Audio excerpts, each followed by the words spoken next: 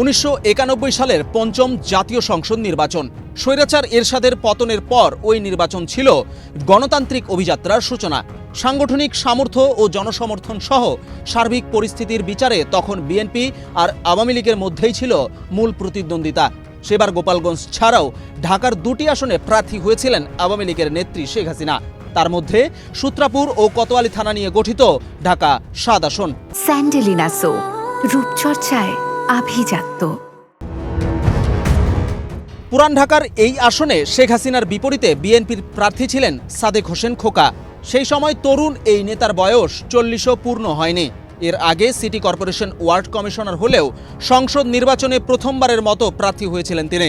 ফলে বেশিরভাগ মানুষেরই ধারণা ছিল খোকার বিরুদ্ধে সহজেই জিতে যাবেন শেখ হাসিনা।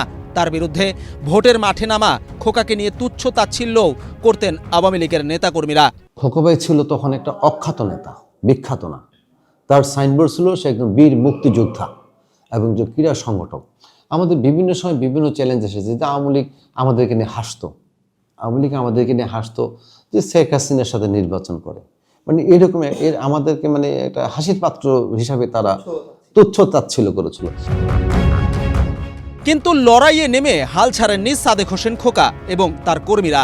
প্রতিপক্ষের নেতিবাচক প্রচারণা উপেক্ষা করে মানুষের মন জয় করতে সূত্রাপুর ও কোতোয়ালি এলাকা চষে বেড়ান তারা। আওয়ামী লীগের লোকজন যত তুচ্ছ তাচ্ছিল্য করেছে ততই বেড়েছে খোকার জনপ্রিয়তা। এই তুচ্ছ তাচ্ছিল্যটা আমাদের জন্য একটা পজিটিভ হয়ে গেছিল, আমাদের এটা মানে ভোট ব্যাংক হয়ে গেছিল তুচ্ছ তাচ্ছিল্য। বাংলাদেশের মানুষ কিন্তু খেয়াল করবেন, তুচ্ছ তাচ্ছিল্য যাদের করা হয় তাদের প্রতি মানুষের সিম্পিতি বাড়ে, কিন্তু আমাদেরকে ঠিক সেরকম তুচ্ছ তাচ্ছিল্য করছিল যে খোকা শেখ হাসিনার সাথে নির্বাচন করবে, এটা আবার কি হয়ে গেল এরকম একটা। তারপর সেদিন আপনারা হয়তো ছোট ছিলেন, আপনাদের সে খেয়াল নেই। সেদিন শেখ হাসিনার অহমিকাও অনেক বেশি ছিল, বাংলাদেশে বিএনপি 10টা সিট পাবে। শেখ হাসিনার জয়ের ব্যাপারে আওয়ামী লীগ এতটাই আত্মবিশ্বাসী ছিলেন যে সাদেক হোসেন খোকার কর্মীদের ভোটের পর দেখে নেওয়ার হুমকিও দিতেন তারা। আমাকে এক আওয়ামী লীগের নেতা আমার এলাকায় বলছে ইলেকশনের পরে আমাকে বস্তায় ভরে দেশে পাঠিয়ে দিবে। তবে সেবার নির্বাচনের ফলাফলে দেখা গিয়েছিল সাদেক হোসেন খোকার কাছে গোহারা হেরেছিলেন শেখ হাসিনা। ঢাকা 7 আসনে বিজয়ী খোকার প্রাপ্ত ভোট ছিল ৭৪,৬০১ আর শেখ হাসিনা পেয়েছিলেন ৪৯,৩৬২ ভোট। একটা দেশপ্রেমিক লোক কিন্তু মানুষকে ভালোবাসে, মানুষকে যদি ভালো না বাসে সে কিন্তু দেশপ্রেমিক হতে পারে না। মানুষকে ভালোবাসার জন্য যে ক্রাইটেরিয়াগুলো দরকার ছিল খোকা ভাইয়ের ভিতরে সব ছিল। একটা মানুষকে কনভিন্স করার জন্য, একটা মানুষকে খুশি করার জন্য, একটা মানুষকে কাছে পাওয়ার জন্য যেই ধরনের মানে গুণগুলো থাকার দরকার ছিল সমস্ত গুণ আল্লাহ তাআলা খোকা ভাইকে দিয়েছিল। খোকা ভাই সবাইকে মানে তার কনভিন্স ক্ষমতাটা আল্লাহ এত ভালো দিয়েছিল যে উনি আপনার চেহারা দেখলে বুঝতে পারতো যে আসলে আপনি কি বলতে চাচ্ছেন। শেখ হাসিনাকে হারিয়ে দেওয়ার পর সারা দেশে ব্যাপক পরিচিতি লাভ করে সাদেক হোসেন খোকা। ওই নির্বাচনে সংখ্যাগরিষ্ঠ আসন পেয়ে বিএনপি সরকার গঠন করে। তরুণ সাদেক হোসেন খোকাকে যুব ও ক্রীড়া প্রতিমন্ত্রীর দায়িত্ব দেন সেবারের প্রধানমন্ত্রী বেগম খালেদা জিয়া। সাদেক হোসেন খোকা ছিলেন একজন জনসম্পৃক্ত নেতা।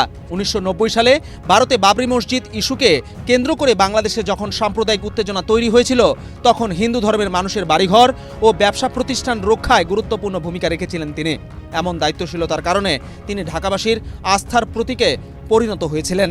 ওনার যে ব্যবহার, ওনার আচার আচরণ ব্যবহার মানুষ সকল সময় মুগ্ধ থাকতো।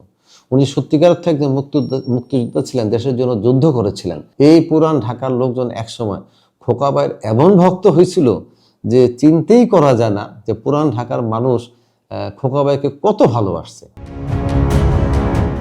শুধু 91 নয়, 1996 সালের 7ম সংসদ নির্বাচনেও জনপ্রিয়তা প্রমাণ করেছিলেন সাদেক হোসেন খোকা। সেবার ঢাকার 8টি আসনের মধ্যে 7টিতেই জিতেছিলেন আওয়ামী লীগের প্রার্থীরা। বিএনপি থেকে একমাত্র ঢাকা 7 আসনে জয়ী হন সাদেক হোসেন খোকা।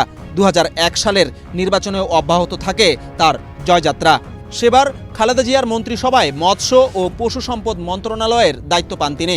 পরে সিটি কর্পোরেশন নির্বাচনে খোকাকে মেয়র পদে মনোনয়ন দেয় বিএনপি। তিনি বিপুল ভোটে অবিভক্ত ঢাকা সিটি কর্পোরেশনের মেয়র নির্বাচিত হন। 2011 সালের 29 নভেম্বর টানা 10 বছর বিএনপি ও আওয়ামী লীগের শাসনামলে ঢাকা মহানগরের মেয়র ছিলেন তিনি। সাদেক হোসেন খোকা 1952 সালের 12 মে বিক্রমপুরে জন্মগ্রহণ করেন। পৈতৃক বাড়ি বর্তমান মুন্সিগঞ্জ জেলার সিরাজদি খান উপজেলায় হলেও তাদের পরিবারের বসবাস ছিল পুরান ঢাকার গোপীবাগে। রাজনৈতিক জীবনের শুরু ছাত্র ইউনিয়নে সম্পৃক্ত হওয়ার মধ্যে দিয়ে। 1971 সালে ঢাকা বিশ্ববিদ্যালয়ের ছাত্র থাকা অবস্থায় মহান মুক্তিযুদ্ধে অংশ নেন তিনি। ছাত্র আন্দোলনের পর প্রথমে চীনপন্থী বামধারার দল ইউপিপি এবং পরে ভাসানী ন্যাপে সক্রিয় ছিলেন।